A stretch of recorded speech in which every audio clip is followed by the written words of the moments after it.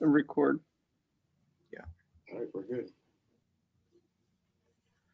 Hello, everyone, and welcome back to our virtual town hall series. We're on episode 11, and thank you guys so much for your unconditional support throughout everything we're doing right now. And without further ado, let's get to it. My name is Akil Taraga. I'm the co-founder and president of Unity and Diversity. I'm Lokesh Joshi. I'm the co-founder and senior member of Unity Diversity, along with being the communications advisor. My name is Jalen Pettis. I'm the vice president of Unity and Diversity, as well as a communications head.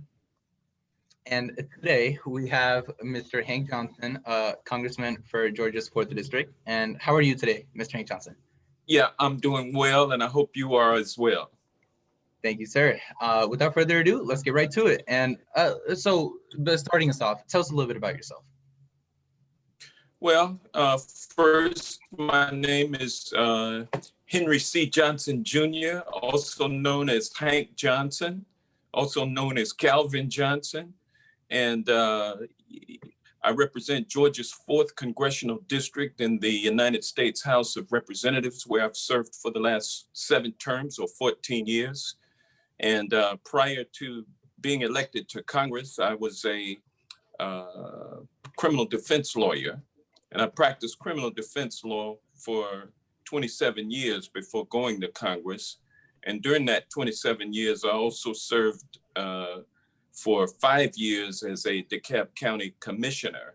And that was the 5 years just before I went to Congress.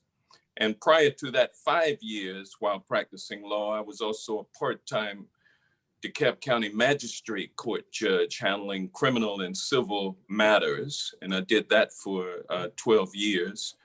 And I'm originally from Washington, D.C., born and raised. Decided to come south to go to college. And once I got south, after being here for about 18 months, I decided that this is the pace of living that I would like to build my life on. And so I decided that I would, put my roots down in Georgia. And so I did leave for 3 years to go to law school, went to Thurgood Marshall School of Law down at Texas Southern University in Houston, Texas, and passed the Texas bar and also passed the Georgia bar. And always wanted to practice law, set my own practice up, be a private practitioner in the practice of law, running my own business and representing people accused of crime. And so that's exactly what I did. When I got out of law school, I hung out a shingle, rented an office, and held myself out as a lawyer and started taking cases. And, and the rest is history. My wife, who I met in law school, she was a first-year student when I was entering my 3rd year. We got married shortly thereafter, and when she graduated from law school and passed the bar, she joined me in the practice of law. So we practiced law together for 25 years before I went to Congress. And she's now a DeKalb County commissioner, as I was. And so we have 2 kids. Both of my kids are older than you guys. My daughter's 31 and my son is 30. And, we live in what used to be Lithonia, Georgia. Now it's called Stonecrest, Georgia. And so that's about me. Oh, yeah. And now, as we see, and as you have said, you're very well versed with criminal law, 27 years, and then you're DeKalb County commissioner for 5 years. And so, well, where does this come into play? Well, right now, the world is experiencing a great divide.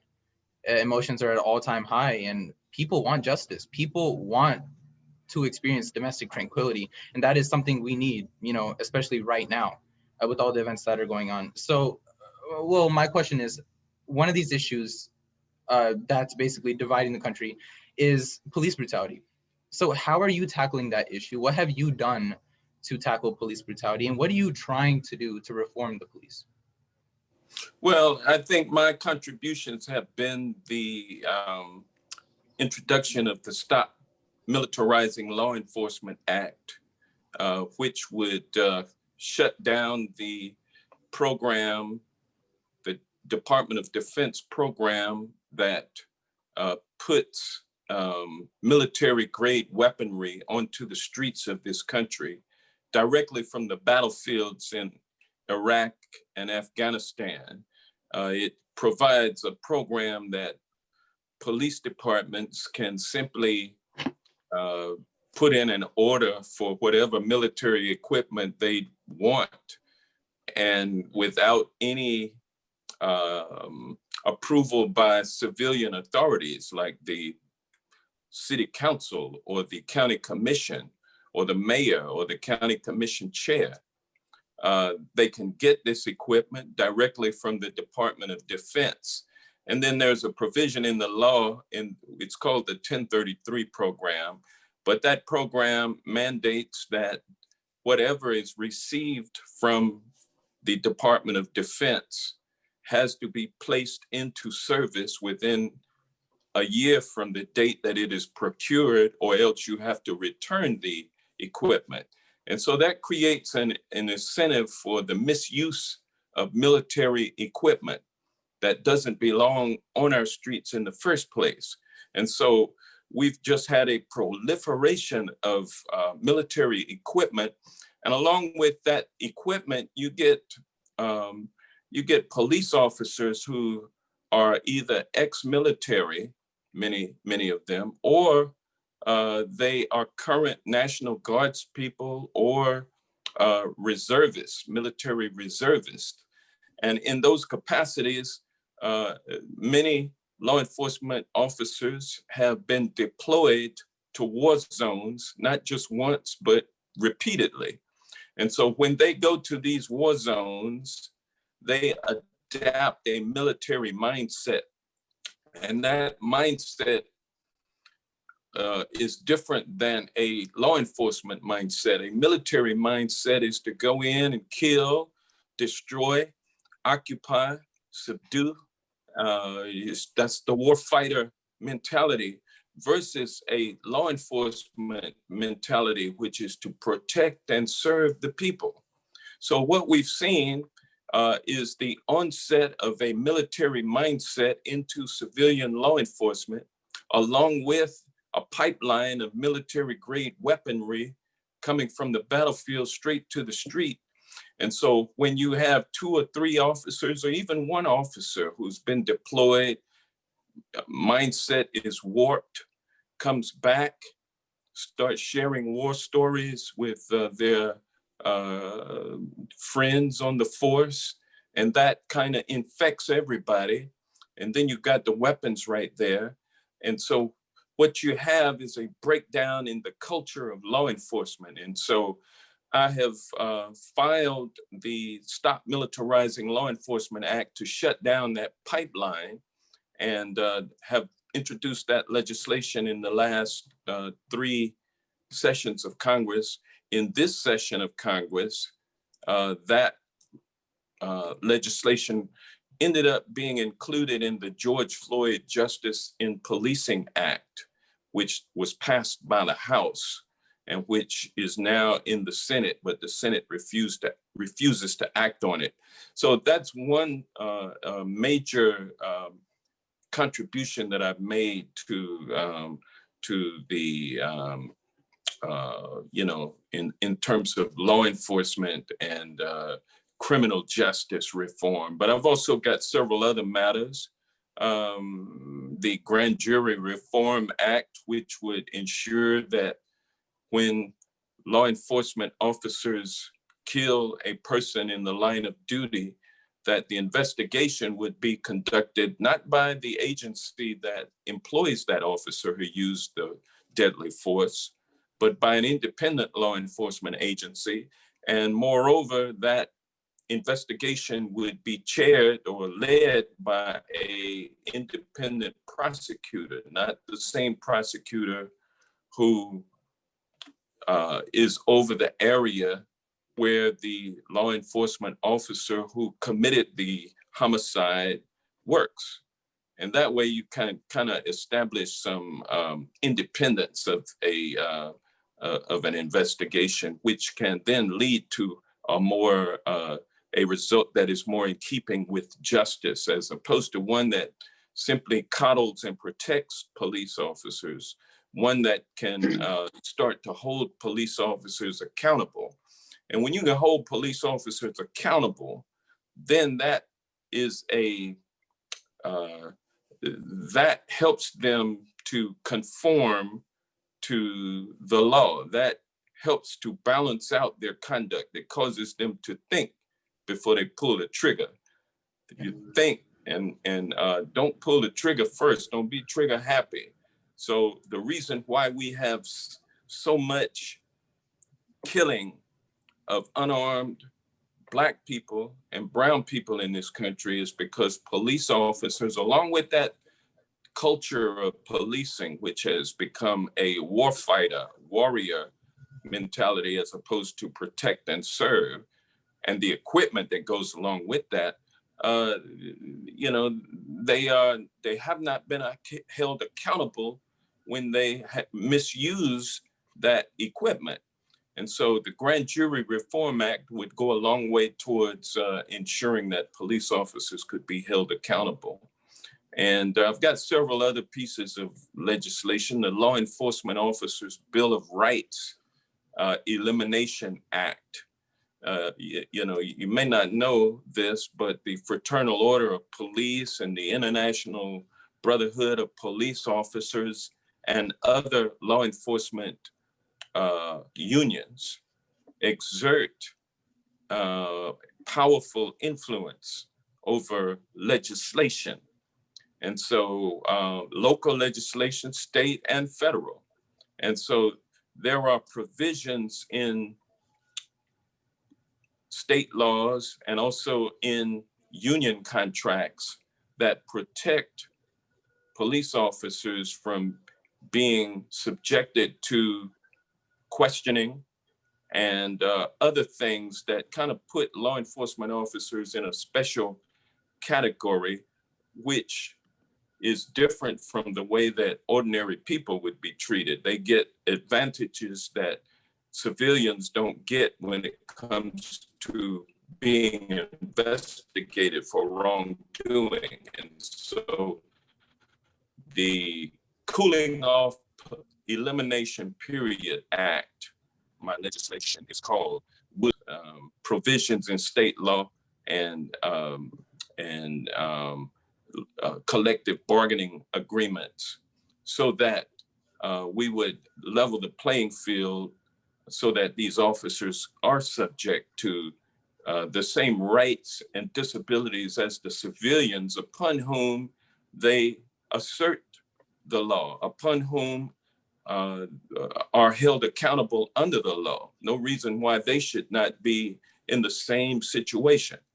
So those three pieces of legislation, as well as the Police Accountability Act, which would give the federal government the ability to charge law enforcement officers with criminal offenses, the offenses of murder or involuntary manslaughter, homicide, in other words, as opposed to being limited to charging police officers with violating the civil rights of someone. That's the current law. And so those four pieces of legislation, one of which has been passed by the House, would go a long way towards leveling the playing field between police and citizens that they are sworn to protect and serve. Okay, so I just wanted to ask a question towards the George Floyd Justice and Policing Act, right? Obviously, we know it's passed through the House. Unfortunately, it was sort of on a pretty partisan voting line. And we know that we've seen it was a bipartisan vote, though. There were two or three Republicans. There were two, Representative Amash and I forgot the other representative who also voted on the bill. But in terms of bipartisanship, that's only 2 Republicans. We know that the Republicans do hold the majority in the Senate. We know we've seen significant pushback from the majority leader, Mitch McConnell. I guess what would be, this is legislation that needs to be passed. I mean, we've seen one piece fail already, which was the Justice Act proposed by Senator Tim Scott of South Carolina. We saw that fail. I don't even believe it made it to the Senate for debate. We're sort of waiting here in a state of limbo. We need some sort of legislation to get something going. So I guess my question to you is what is going to be done by Senate Democrats, if you have any input into this, or leadership, Democratic leadership, to try and get this bill passed? Are Republicans being brought to the table to possibly offer amendments that would help this bill pass in a truly bipartisan manner? Well, Mitch McConnell, who runs the Senate and controls what hits the floor of the Senate, declared when the House passed the George Floyd Justice and Policing Act that the bill was dead on arrival to the Senate. And so it was his decision to not allow his members to deal with this bill. And of course, all legislation, or not all, but most legislation goes through committees before it makes its way to the floor. Exactly. He won't allow the Judiciary Committee of the Senate to consider marking up the George Floyd Justice and Policing Act. So if there's no product there for Democrats in the Senate who are in the minority and don't control the proceedings, if there's nothing for them to be negotiating about, then nothing gets done. Now, the Majority Leader McConnell did entrust criminal justice reform to Senator Tim Scott, who came up with a very weak Justice Act, which only called for studies and other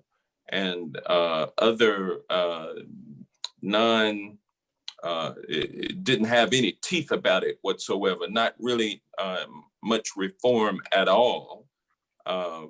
And the Democrats in the Senate were not in favor of it. So of course you have to have 60 votes in order to bring a matter to the floor of the Senate for action. And when they could not get 60 votes to bring the matter to the floor, the Justice Act by Tim Scott failed to go anywhere, which was Mitch McConnell's intended purpose to begin with. He wasn't serious about doing any criminal justice reform. And so that's why things turned out like they did. And as long as he is the speaker, that is the way that it will be. So Democrats are not in control. And, Representative Johnson, sorry to cut you off. You're talking about how Mitch McConnell was not able to bring the bill onto the Senate floor, correct? Actually, he refused to bring the bill. Okay, well, once again, right, here we go with Tim Scott's bill. That's exactly what Nancy Pelosi and the whole team at the House did, correct? Now, you guys didn't even let the bill come onto the floor to be amended. I mean, it was shot down before any amendments were added to it or anything else. So don't you think it would be you contradicting what they're doing when your party and the House did exactly the same with Senator Tim Scott's bill? Don't you believe that it was very similar action of what the Democrats did as what the Republicans did, right? You're out here saying Mitch McConnell did this, this, and this. You're calling him out, yet you're failing to realize that Nancy Pelosi and your whole House, the Democrat-led House, did exactly the same with Senator Tim Scott's bill, right? The bills are introduced and the House has every right to add amendments to it, right? And amend the bill. Correct me if I'm wrong. But nowhere in Senator Tim Scott's bill was that done. What you guys said was it was weak and that's it. It was shot down. And I've been seeing this, and both parties have been doing this in Congress, right? I mean, Nancy Pelosi has been shooting down most of the Republican bills, and Senator Mitch McConnell in the Senate has been shooting down most of the Democrat-led bills. And you being involved with many judiciary chambers for the past 14 years that you have served in the House, how do you feel supporting the actions of Nancy Pelosi, correct? Yes, Senator Mitch McConnell is wrong, but Representative Nancy Pelosi is doing the equally same thing, and you're not saying anything about that, right? How would you feel your constituents would feel about that?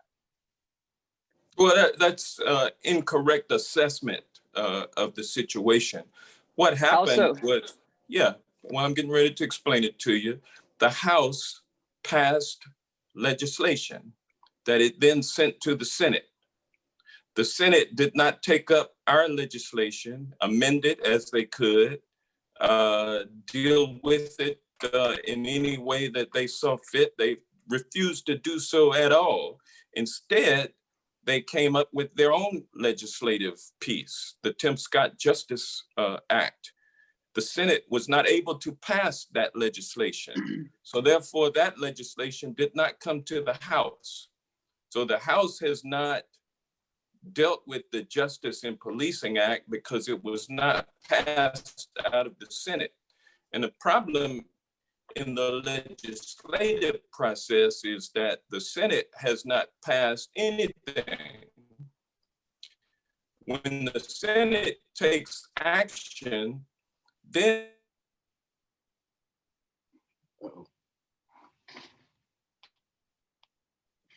folks, just give us 1 second just to get connection back. It looks like we lost Congressman Johnson there for a second.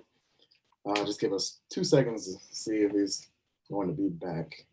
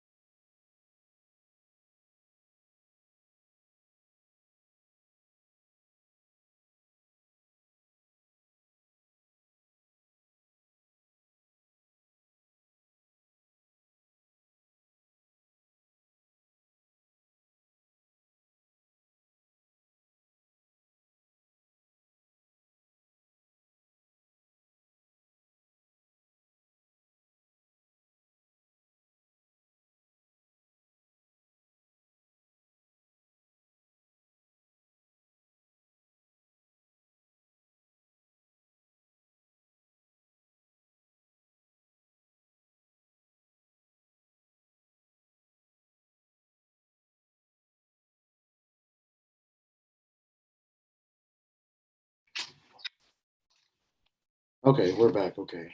Did we lose you there for a bit? Looks like it. Wi-Fi. Okay. Might be a connection issue. Yeah. All right, folks. I think we're back. Yeah. Congressman Johnson, is everything okay? No, we can't hear you. Congressman Johnson, can you leave and then join back in? Just completely leave and then join.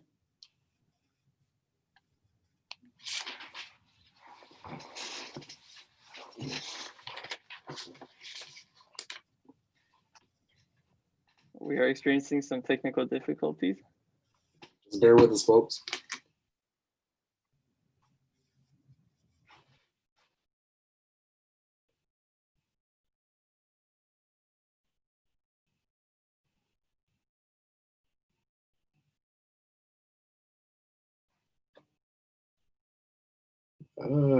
Let's just try and figure this out.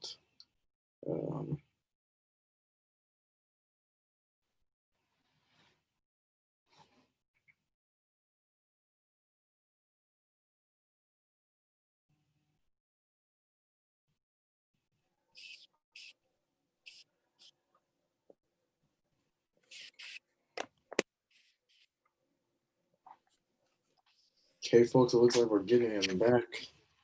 Just give us just 2 seconds more. Okay, yeah. Good. Okay, here Perfect. we go. Okay. Oh yeah, Right. just Wait, flip your Just iPhone your a screen. little bit. Can Okay. you put your phone like this and then like that? There we go. Like Yeah. this. Now do it like okay. Yeah, There you go. There we go. Okay, we're back. Okay. Sorry about that. Perfect. Connection good now? Yeah. All right, yeah, that happens a lot. So Okay. you were talking about the incorrect assessment of the whole situation. Yeah. I think I concluded my remarks about that. Sorry, you actually cut off while the remarks were starting. Yeah. Yeah, I Oh, don't think okay. we heard everything. Okay, all right. Well, bottom line is the House, using its majority, passed the George Floyd Justice and Policing Act. Only 2 Republicans voted for it. Granted, they did not have the opportunity to amend the legislation on the House floor, but they had the ability to offer amendments and did offer amendments during the Judiciary Committee markup of the George Floyd Justice and Policing Act. All of their amendments were meant to water down the act, and their amendments did not pass. Democrats have the majority, and so that's just the way that the legislative process works.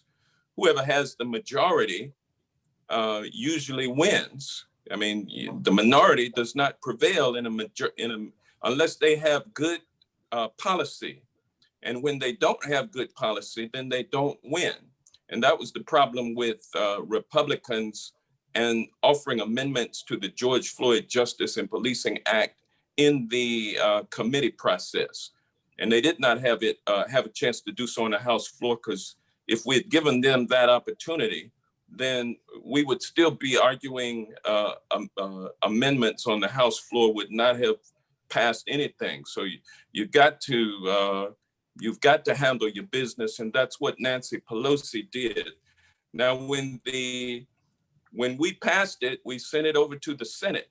Mitch McConnell refused to take up that bill and instead chose to work on the Justice and Policing Act, which he knew would not be able to get 60 votes in order to bring it to the Senate floor for passage. So the Senate ended up not passing anything. They haven't taken up the George Floyd Justice and Policing Act. They did not pass the Justice Act. And so that's not Nancy Pelosi's fault. That's not the Democrats' fault. That's the Republicans' fault in the Senate. They control the floor there. And so we have to have, if they had sent us the Justice Act, then we would have had something to negotiate on. We could have negotiated a measure that would include some Justice Act provisions along with some George Floyd Justice and Policing Act provisions. That could have been done in a conference committee, that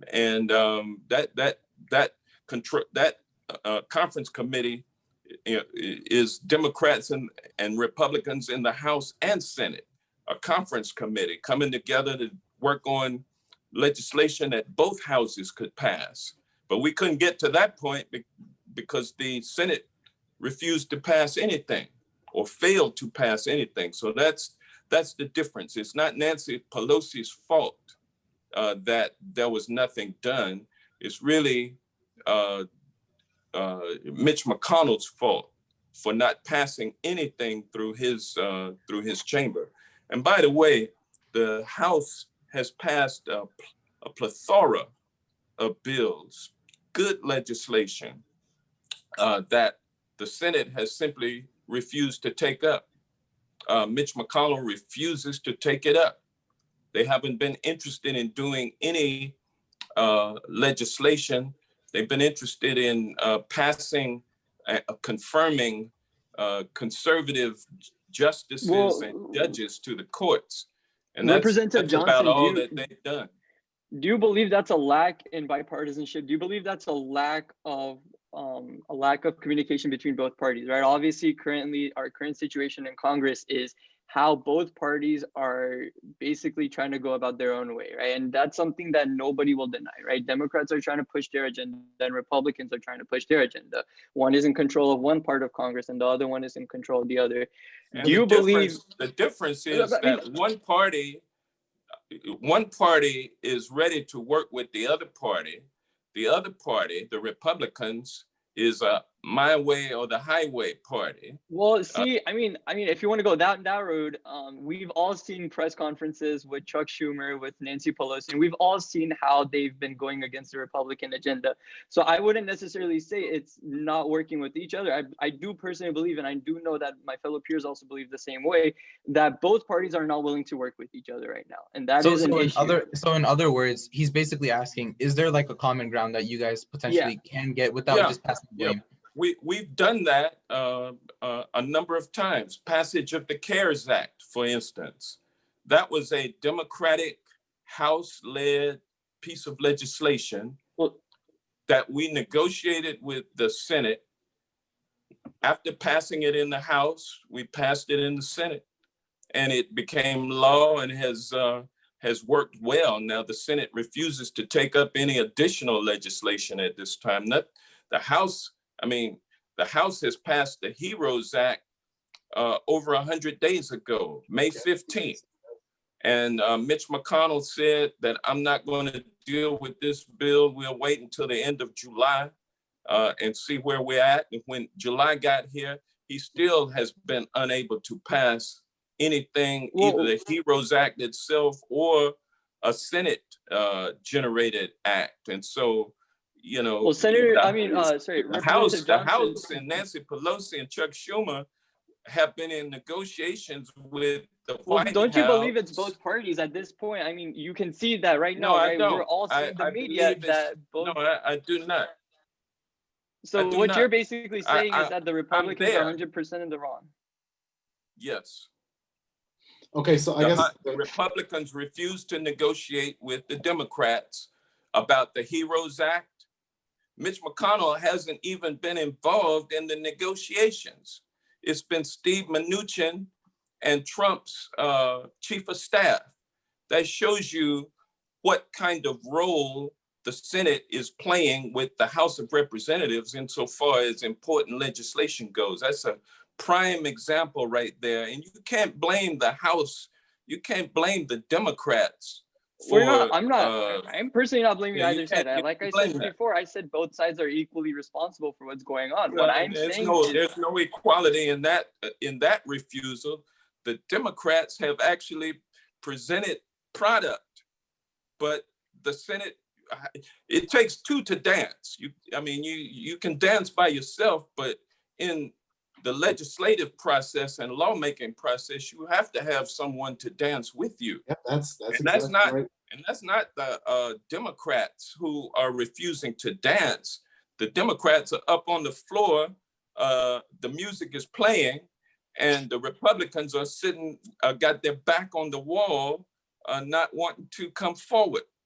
I guess the question here, so we don't get wrapped up in this, regardless of political view, regardless of who's holding up one thing or the other, we've got to get something passed. We've got to get legislation passed so that we can actually begin working and moving in the right direction in this country. I mean, as Akil stated earlier, we're failing to establish justice, and we're failing to ensure domestic tranquility in our country as by the preamble of the Constitution. So I guess what we're really trying to ask here is there something that we can, that Democrats and Republicans can give? Is there some way that we can give? Because police reform is the most important piece of legislation that needs to be passed in this country right now. It's ripping our country apart at the shreds. It is ripping it apart. So I guess the question that we're all asking, we're all a little frustrated with is there a middle ground somewhere? Is there a middle ground to be able to move forward and pass bipartisan legislation? Yeah, unfortunately, with the current Congress, it looks like all that can be done has been done. And so now what it's going to take is an election. And the people elect their representatives. And so the people are going to, if they don't like what's happening, if you blame both parties, then throw everybody out. But I would submit to you that that's not critical thinking. Critical thinking would be to look at where the obstruction is, look at where the progress has been made, and then make adjustments accordingly.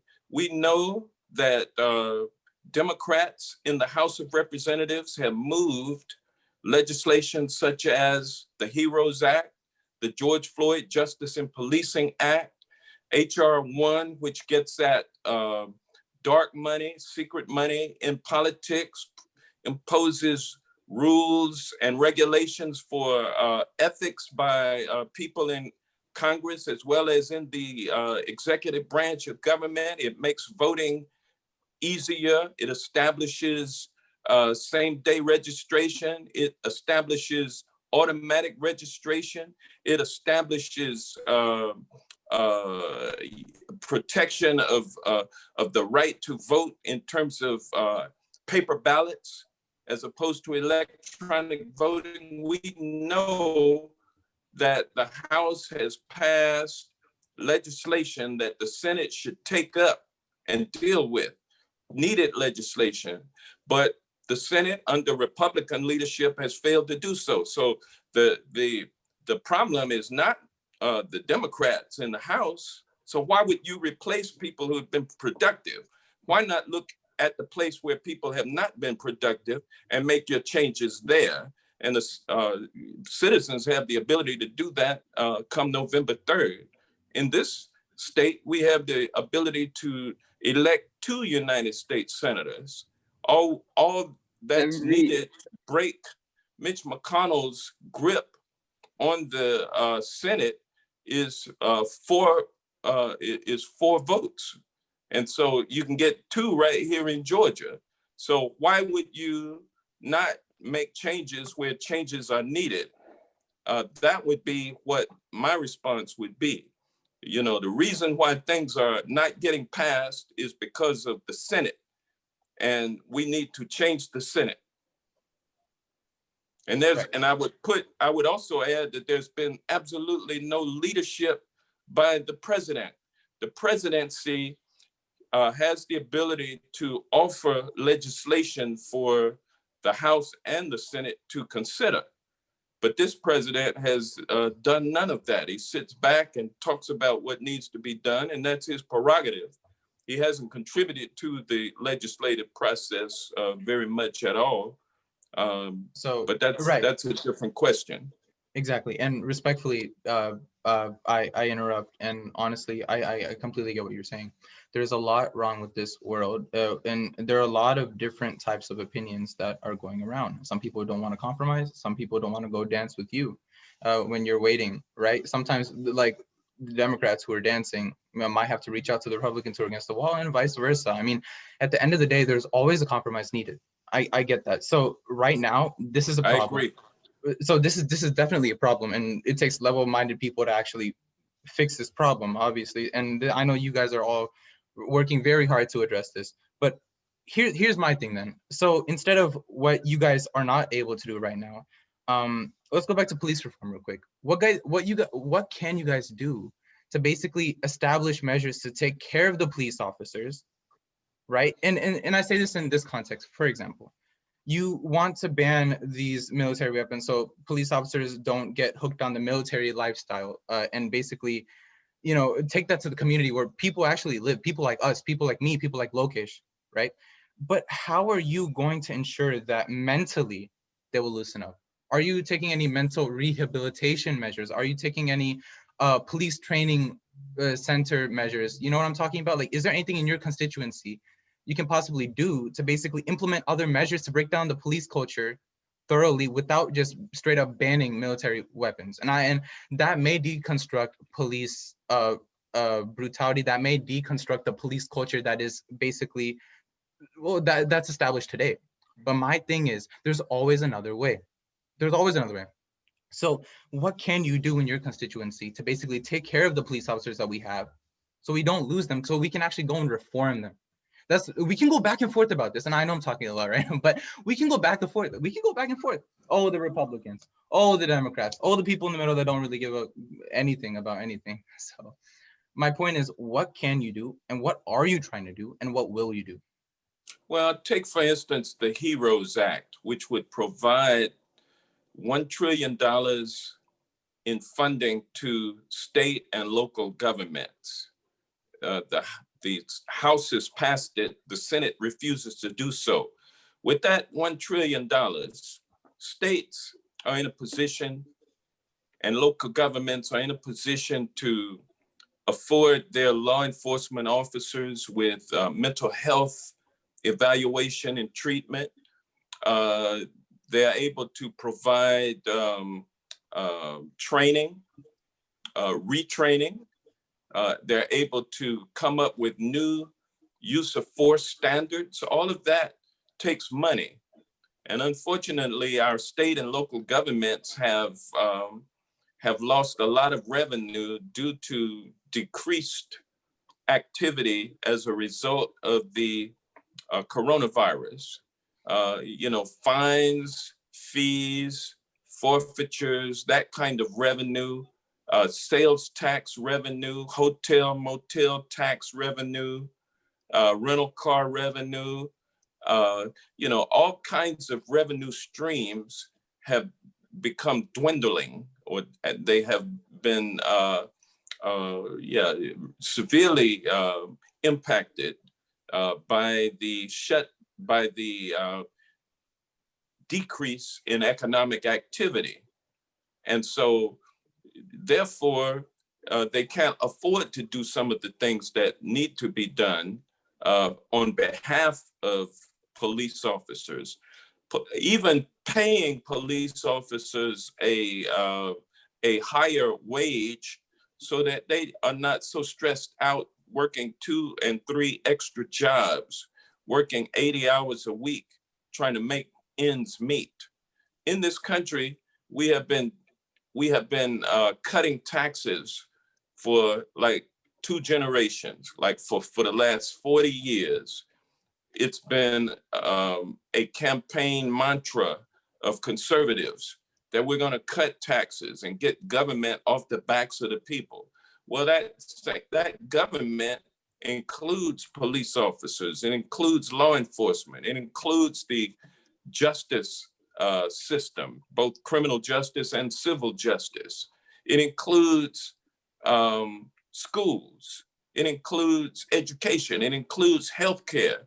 When the government does not have the resources that it needs to invest in the systems that enable prosperity, that enable tranquility, that support justice, when the resources are not available, then those endeavors suffer. And so that's what we have now. When you have less money, you have to pay people less. And so police officers and teachers, among others, don't make nearly as much as they should. And the only way to do that is by, coming up with additional revenue. And so what that entails by government it means increasing taxes. And unfortunately, in this country, the tax burden has shifted to the middle class, away from those who can most afford to pay the taxes. So things like the tax cut in 2017, 83% of which went to the top 0.1% in this country. 83% of $5.8 trillion in tax cuts went to the top 0.1% in this country. Representative that was Johnson, Republican-led. Hold on one second. That was under a Republican White House and a Republican Senate and a Republican House of Representatives. Gave away $5.8 trillion, and then Representative Johnson, I actually, I don't mind to cut you off. We're running low on time right now. It's 3:45. Okay. I apologize to cut you off, but it was needed. Moving on from this whole discussion, local constituency issues, right? Obviously, that is what gets you elected into office, and that is why you have been in office for such a long term, correct? Do you feel like your constituents are getting full coverage from the HEROES Act, from the CARES Act, correct? There was a stimulus package passed, which also included the SBA giving up to $10,000 of non-payable loans, correct? That was loans given that businesses did not have to pay back. There was payment, the Paycheck Protection Program. Now, do you believe the businesses in your district, right? Do you believe they were properly supported by this act, right? You said that you were a big supporter of this act, and you were a big, um, you strong-handed this act. Do you believe your businesses in the District 4 area got full advantage of this act? Were they able to get enough PPP loans to actually support their employees and support their rent? Were they able to get some SBA loans so they wouldn't have to worry about paying back the business, pay back the government in the future, and actually, get a run from their business? Yeah, I've gotten a number of reports from business people who participated in the Paycheck Protection Program, and it actually helped to keep people on their payrolls, and it helped them to be able to continue to pay their ongoing expenses. And so, to that extent, it was good. It was a $500 billion fund.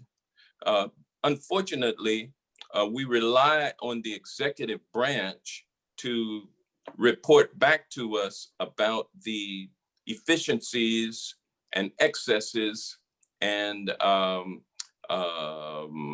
good and bad about these programs, because it's the executive branch that administers the programs through the SBA, for instance. But this administration has been less than forthcoming to Congress as Congress attempts to oversee the use of the funding that it allocated and appropriated, and the executive branch is charged with they carry out the policies that we passed.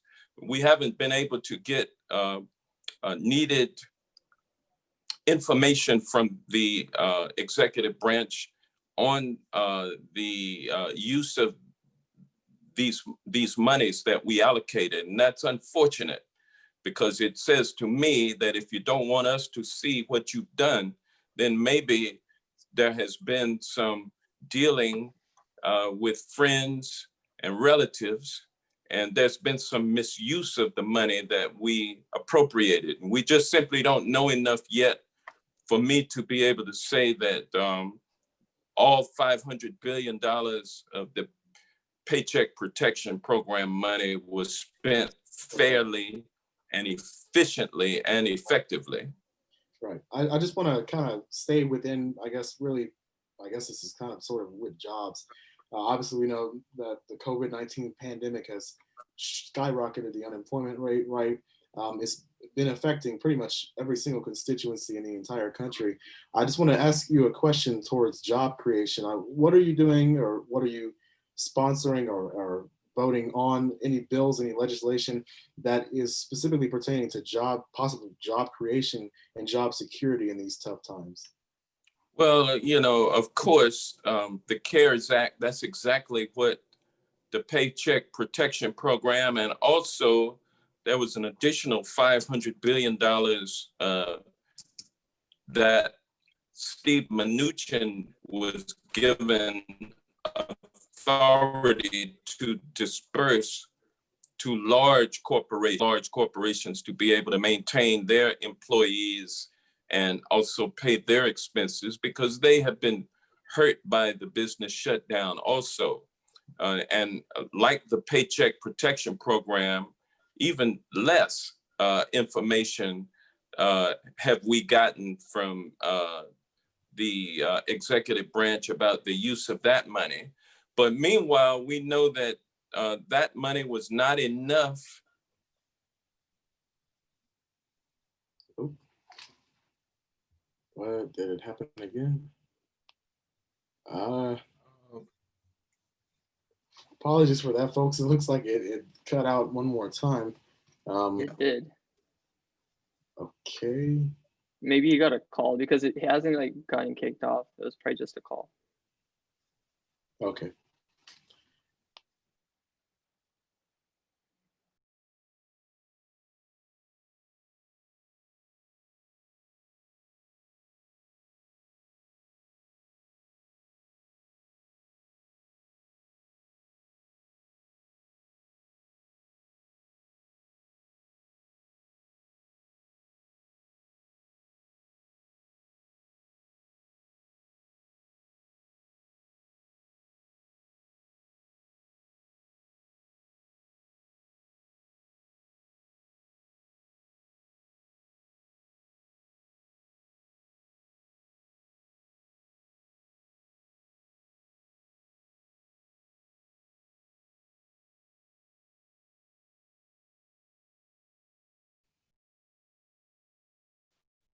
Just another second, folks. Just trying to see if everything's okay.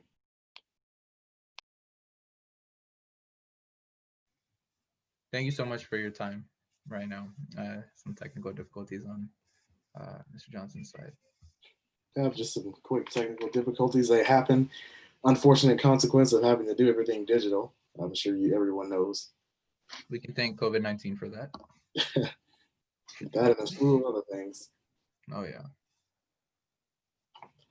Well, I guess we're just waiting until we can get the congressman back in. Hope you all are liking what's going on so far. Yeah.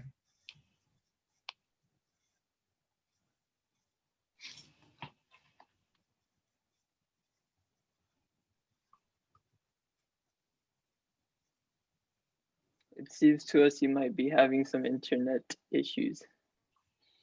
We'll just go on off camera and on mute again just to figure out what's going on. We'll be right back, folks.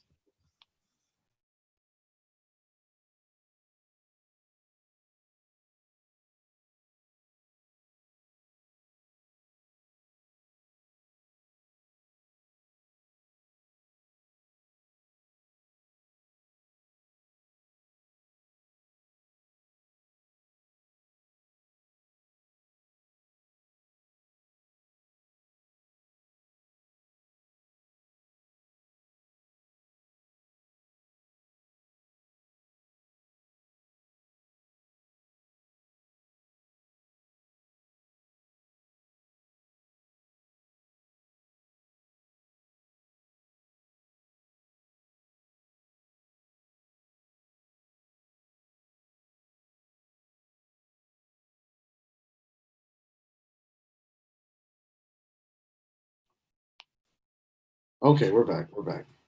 Yeah. We can't. Muted, Representative Johnson, muted. can you leave and then join back?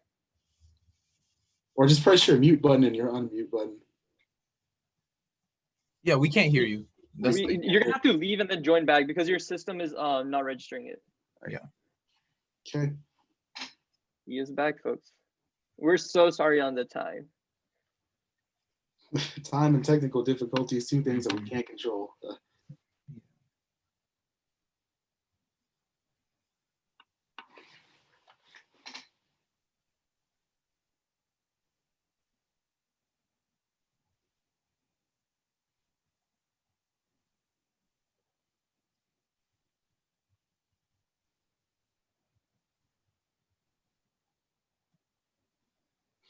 Okay. I'm sorry about that.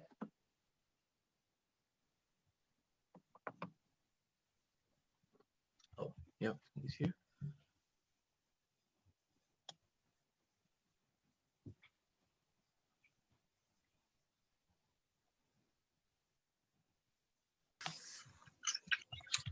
Okay, so you all know what's happening is that when an Amber Alert comes up on my screen, and it cuts everything off. I don't know if you all have been getting those Amber Alerts. Yeah, but we're off of our laptops, which is why. We're on the laptops, but yeah, we've been getting the Amber Alerts on the phone. There's two that came through. Yeah. Okay. Yeah. So when that comes on, I guess that interrupts me, and you're not able to hear me. So did y'all hear? So you all didn't hear my answer to that last question? We heard cut about off halfway. Half of it. Yeah. Yeah, we heard about half of it. Okay, I don't even remember what the last question was now. It was about job. Oh yeah, job creation. Job creation. What am I doing for job creation? My point is in the midst of a pandemic which is causing an economic collapse. What the issue is job retention, and not so much job creation now, but job retention. Okay. So, and that basically. And the HEROES Act is what us continue to retain jobs. Yes. So Oh, okay. Oh, what happened?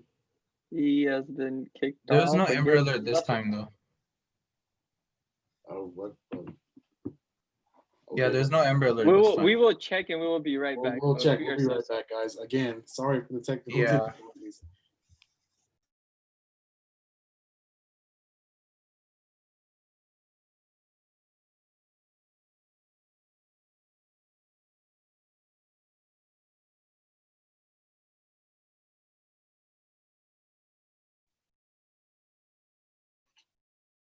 Okay, folks, we're getting them back again.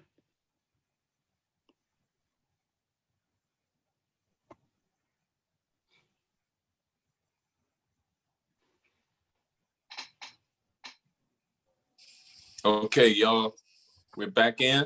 Yep. And all right. So next question.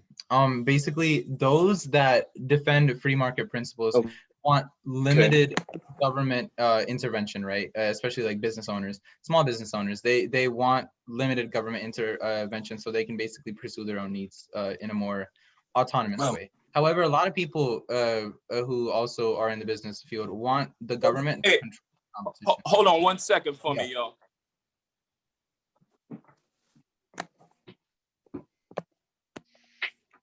Okay. Can you Okay. hear me? Yeah. Gotcha. All right, hold on 1 Cool. second. Hold on 1 second. Mhm. Hey, Marita, Mama's calling and interrupted my Zoom call. Can you let her know? Okay.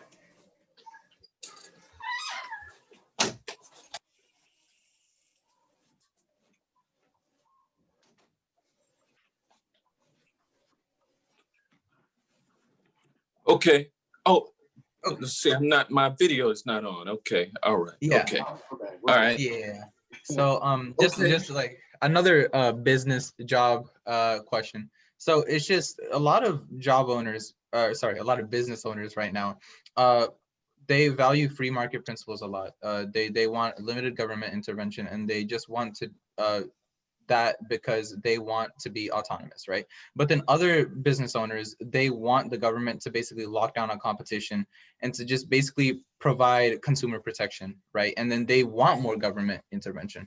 So my question to you is, do you think there's a balance between free market principles and government intervention when it comes to the realm of commerce and business? Yeah, it is, and it's called Keynesian economics. Yep. And so we have been going with the Milton Friedman School of Economics for the last 40 years. It is a free market. It's a free market approach. And so that free market approach to economics is contrary to the preamble of the United States Constitution, which you all have cited in part a couple of times already. We, the people of the United States, we the people, in order to establish justice, ensure domestic tranquility, those words, justice and ensure domestic tranquility, provide for the common defense, and promote the general welfare, do hereby ordain this Constitution. And so, and the Constitution sets out the ability of the federal government to regulate the affairs of the people, including in the economic arena. And so when you talk about a free market system without government, that's contrary to the basis of government as established in the preamble of the United States, of our Constitution. And so we've always had to protect the weak from the strong. Excuse me, that's right. We've had to protect the weak from the strong. And we've had, and government is the entity that does that. The free market system itself is a system of only the strong survive. It's a dog eat dog system of you do anything that can be done without morality in order to win economically. And so, that free market system just is contrary to the development of humanity. You've got to have an arbiter, somebody who stands between the rich and powerful and the poor and the weak. Some entity that can preserve or that can present a level playing field so that prosperity can flow not just to the rich and powerful and those who've had money and advantage willed from them, from their parents and their grandparents and their great grandparents. You know, there has to be an authority that can ensure that there's a level playing field so that everybody can compete and enjoy the prosperity of our freedom. And so that is government. And so when we talk about government, of course, you don't want too much government. But on the other hand, if you have too little government, then you have concentration of wealth in the hands of the few. And that is a parade that has been marching over the last 40 years. And it has accelerated over the last, it has really accelerated and threatens to get out of hand. And it really is out of hand. But the free marketeers are winning. And that's why the wealth continues to dissipate from the middle class, and you have more and more working poor people and more flat out poor people who can't find work. And that's a matter of there not being a government that is ensuring that prosperity flows to all. And that's something that needs to change.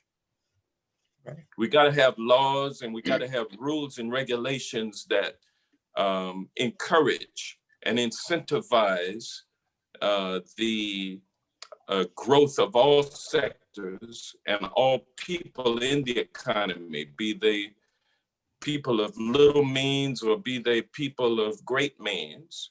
And much is called for from those who have much. And that means your taxation system.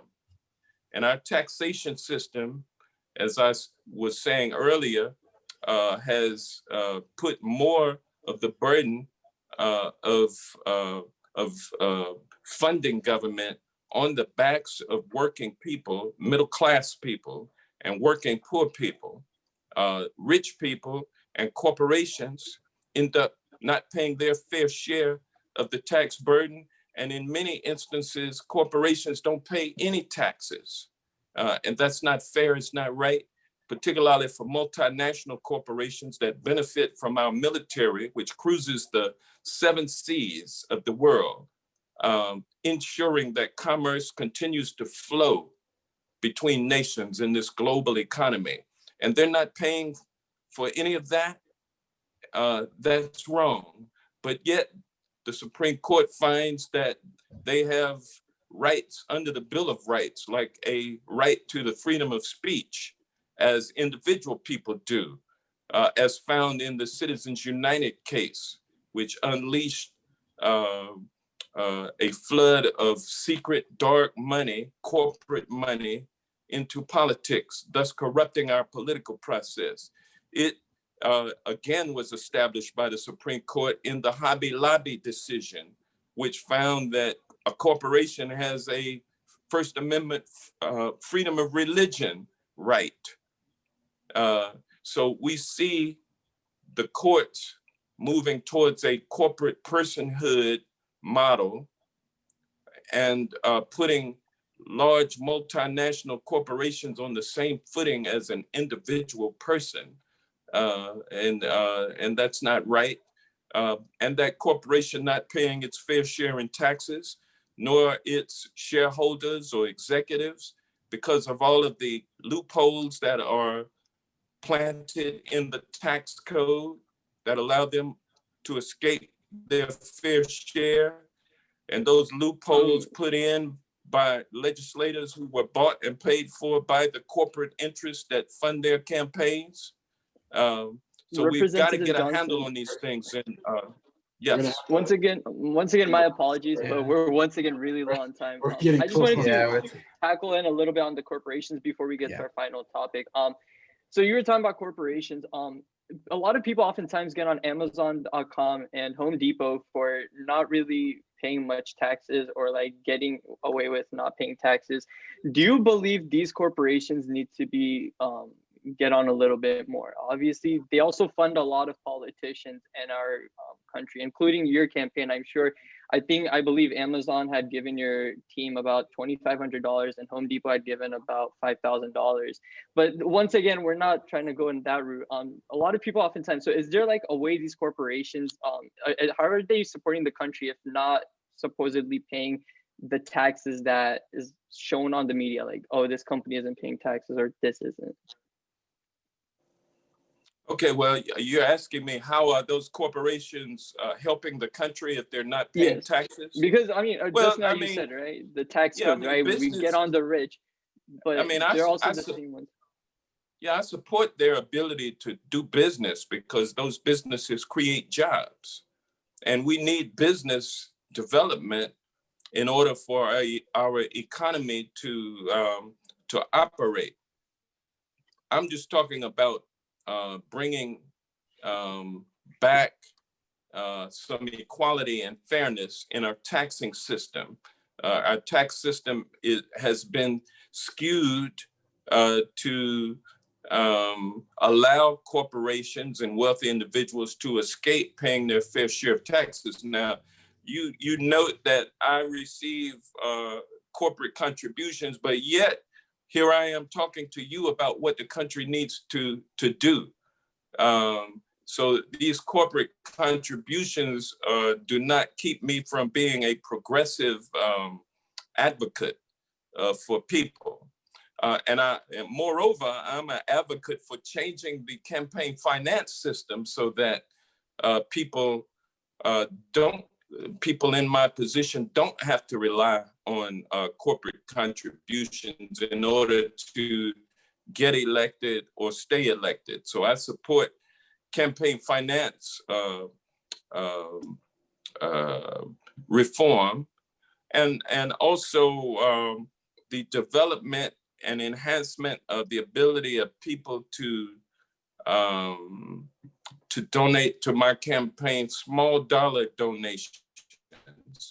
I'm upping my ability to do that across the country, and that reduces my dependence on corporate campaign contributions. I'd like to one day not have to accept any, but I'm still in the business of accepting those contributions. But so far, out of 7 terms in Congress, I've always espoused the same philosophical, progressive ideals that I'm expressing to you today with courage and conviction. And for every moment that I remain in Congress, I'll do the same. So I'll never be bought off by a corporate contribution. But I can't say the same for many of my colleagues, unfortunately. Right. I just we're really approaching time, so I guess this is going to be the last question that we're going to be fielding today. And obviously, it's why you're here today. We're trying to inform the youth on what's going on and what needs to happen in this country, so that we can get effective change, so that we can progress and move forward. So my question to you is how can we, the youth, how can we get involved in the political process? How can we get involved in this change that is going to be coming in this country within the next decade? What can we do?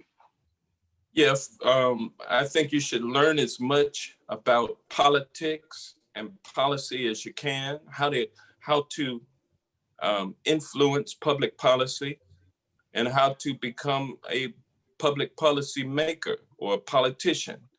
I think that you should educate yourself on all of the issues, foreign and domestic, national security, as well as domestic issues, from education, healthcare, transportation, energy, environment.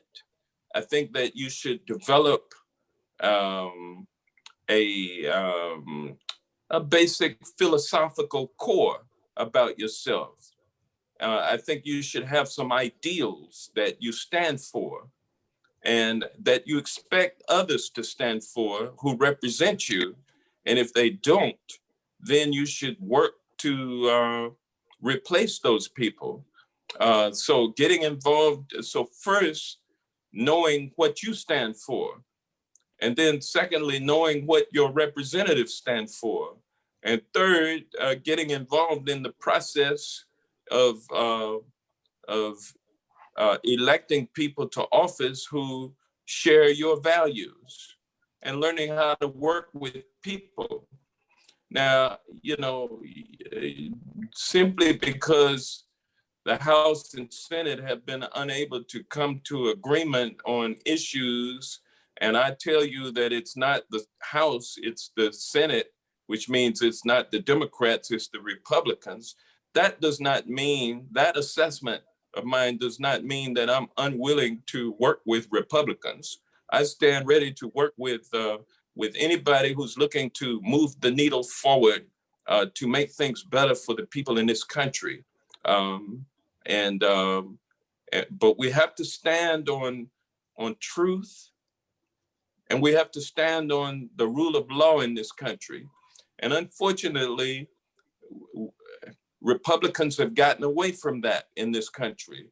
The president, led by this president, who has no respect for the rule of law, no respect for tradition and culture and norms, doing everything that he wants to do and saying whatever he wants to say and getting away with it because the Senate is complicit with him. They go along with everything that he does and says. They follow him like lapdogs. And so as a result, the legislative branch has failed to be the check and balance on the executive branch. And so when you have a breakdown, then you have a situation that runs amok. And that's exactly what we have today. And we need to reestablish a balance on the power. We need to, and that's going to require House and Senate working together. If the Senate is not operating in goodwill, Representative Johnson, hold on one second. If the Senate is not respecting we are 13 minutes above time. I apologize for continuously interrupting, but we just need to.